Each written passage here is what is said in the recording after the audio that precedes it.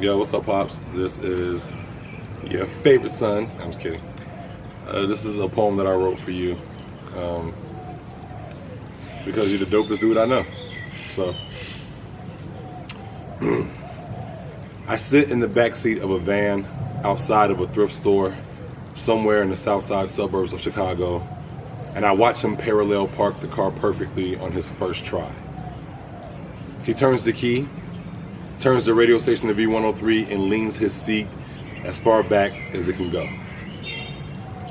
The radio station is playing Bobby Womack, but it's at the end of the song and he sings along before it fades off, like, if you think you're lonely now, wait until tonight, girl. He low-key got a pretty good voice. He then tips his Kango hat over his eyes and forehead, grabs an orange slice from the 99-cent bag, takes a bite of it, and then dusts the sugar off of his hands and his beard and dozes off to sleep soon thereafter. He's in the process of getting one of those rare in-between sleeps that he has to sneak in sometimes. I watch him sleep from the backseat of a perfectly parallel parked van outside of a thrift store somewhere on the south suburbs of Chicago, and I think how much I want to be like him. His poise, his chill, his cool, his patience, his intelligence, his relevance has never been more prevalent in my life.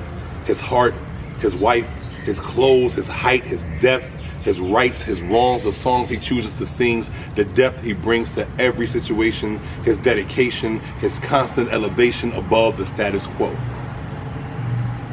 Even in his silence, he speaks volumes. I see him watch more than I see him speak. I see him awake more than I see him sleep. He works as if your life depended on it.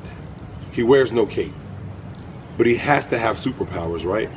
How else could he stay up for hours sitting next to you in hospital bed, hand in hand, hand on hat on head, eyes bloodshot red, so when he speaks, I hang on to every word that's said. Every drop of blood that's bled for the sake of his family, the make of this family, my whole take on this family stems from the roots of the tree that he helped plant. Respect demanded for what this man did. I can't stand it when men leave their homes abandoned, but he be shining an example of what can happen when you truly live in your purpose. It's because of him that I want to live a life of service. He's the reason why I know what a man's worth is. Kings hold down their castle and protect their queen. His dreams before us, it goes unknown. I don't know much about his childhood, but I think that's because he's always been grown. He's been shown and proved.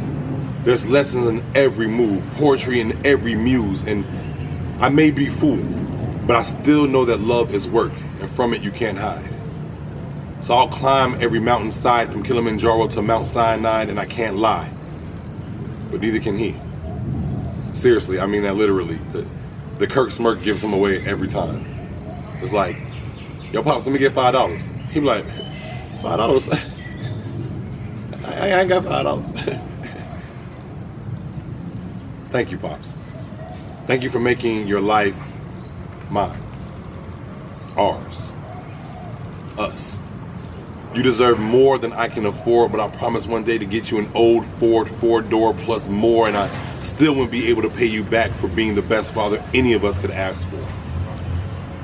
And even though I'm no longer in that back seat of the perfectly parked van outside of the thrift store somewhere in the south suburbs of Chicago, it's because of you. I'm still exactly where I need to be. Thank you, Pops.